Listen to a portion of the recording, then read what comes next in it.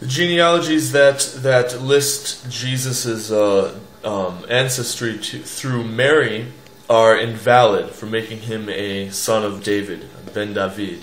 And the reason for that is because tribal lineage passes only through the father. Tribal status passes through the father. So what about the genealogies that trace Jesus' genealogy through Joseph, through his father Joseph?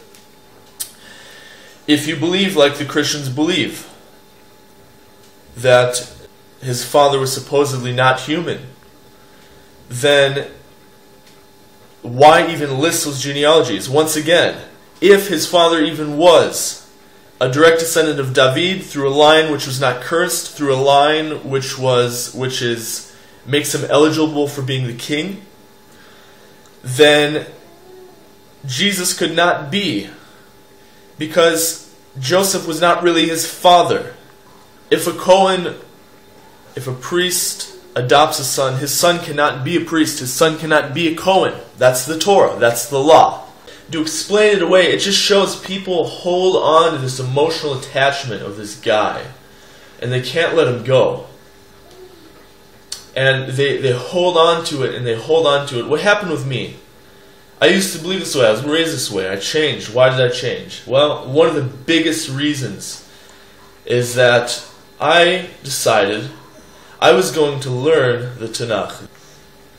I was going to learn through the book of Shmuel, through Yeshaya, which is Samuel through Isaiah. Samuel, Kings, and Isaiah. And I did that.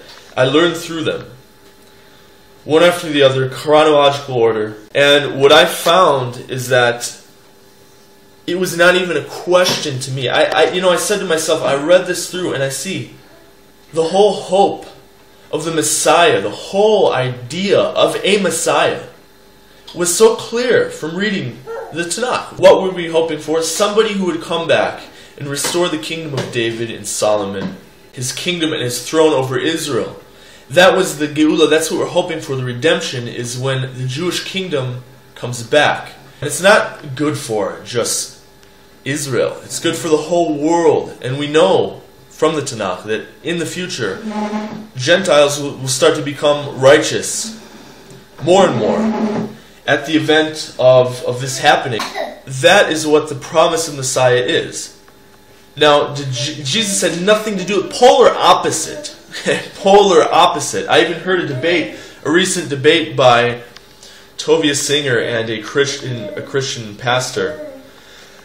And the Christian pastor even said, "Oh, hardly a messianic," talking about his own Messiah. He said, not only did he not destroy the Roman rule, but he was executed by the Romans. Hardly a messianic, expectation.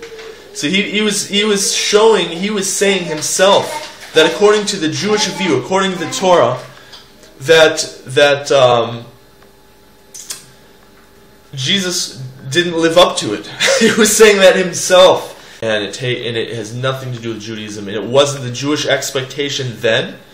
What happened, it was not the Jewish expectation then. And it's not now, and it never was. It never was the expectation of the Messiah according to the Torah at any point in time.